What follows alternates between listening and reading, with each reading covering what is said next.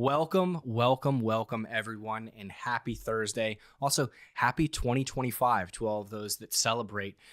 This, of course, is Talent Experience Live, the show that covers everything that you need to know in talent acquisition, recruiting, talent management, skills, artificial intelligence, and human resources as a whole.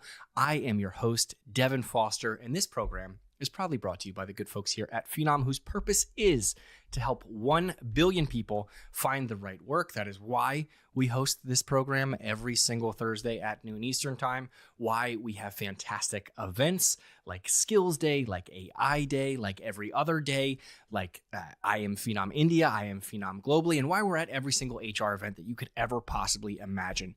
It all works towards our purpose. And attending those events and saying, oh yeah, check, we have 1 billion people finding the right work. That would be nice.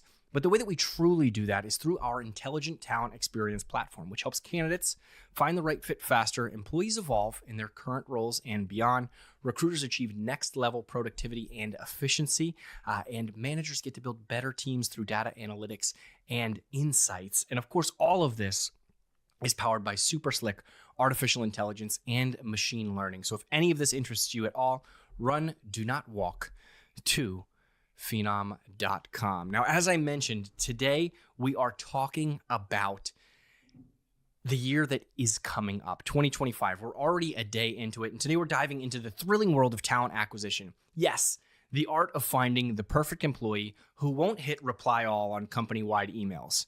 So let's explore the top predictions and trends of 2025, blending industry insights with just a sprinkle of common sense and humor. So for the first trend that we're going to talk about here in 2025 is skills-based hiring. Companies are shifting focus from traditional qualifications to actual skills. What's not to love about that?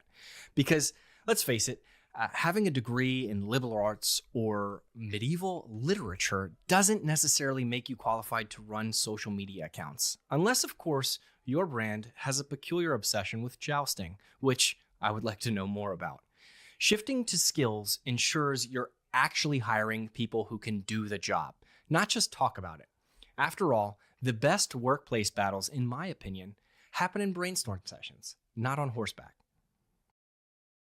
Moving right along to number 2 is employer branding. Organizations are teaming up with marketing teams to create compelling brands that attract top talent. Sure, unlimited LaCroix in the break room is fun, but what people really want is to know where they're headed in their careers. What's a day in the life like?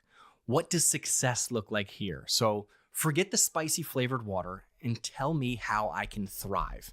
Invest in a brand that reflects your culture and career paths. It's the kind of story top talent wants to be a part of.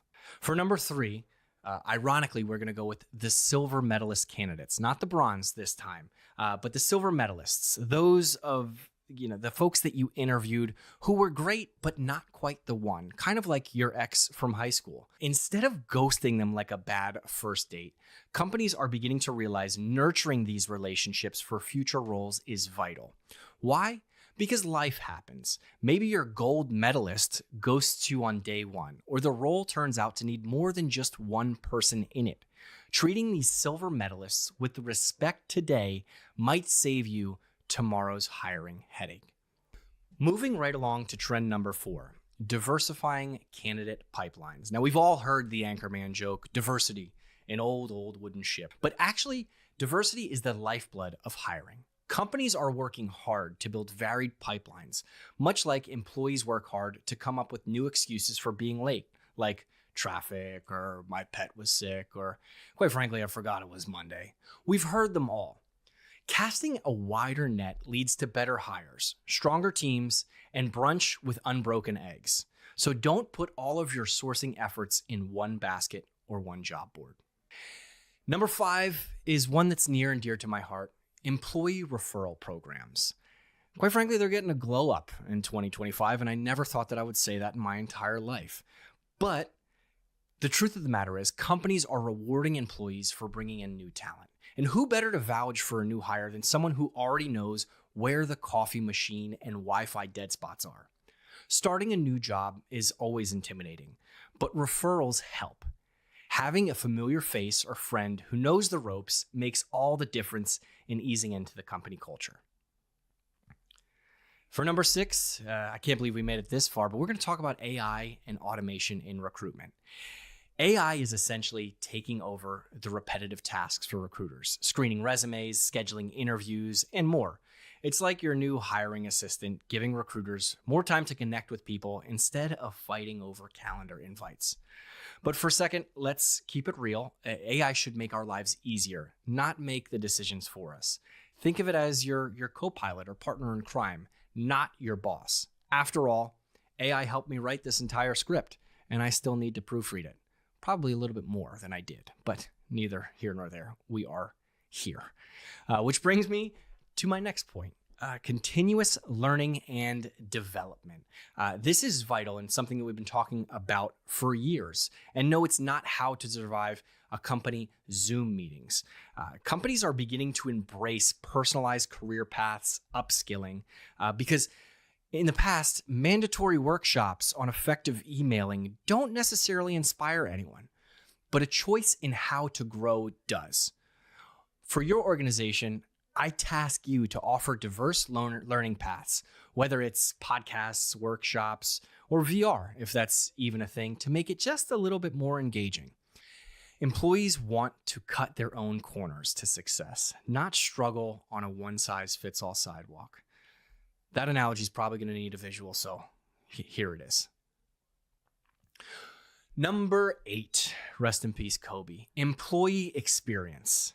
Enhancing the employee experience isn't just a nice to have, it's necessary.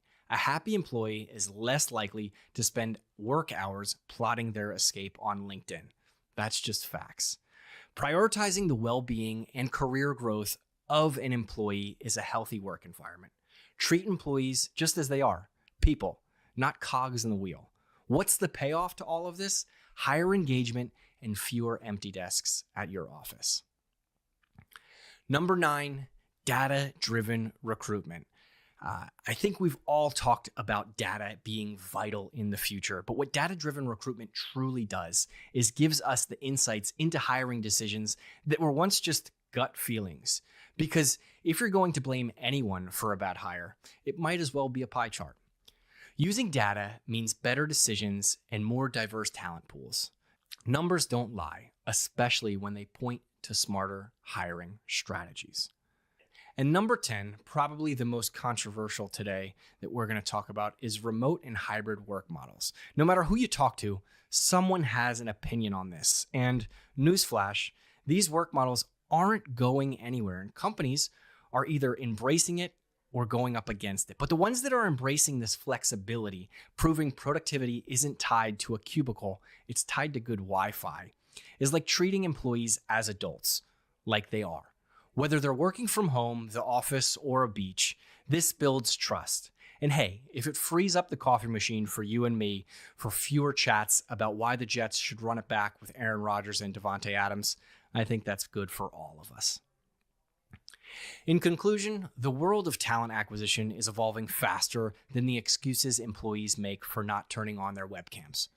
Companies that adapt to these trends will thrive. Those that don't, well, they'll feel as outdated as fax machines in the age of instant messaging. That's all that we have for today's episode of Talent Experience Live. I hope you're able to take a couple of these points and apply them into your strategies for 2025.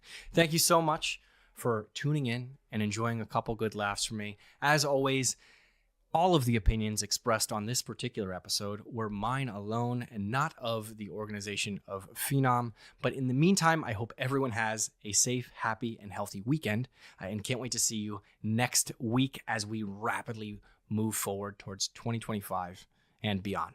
Thanks so much.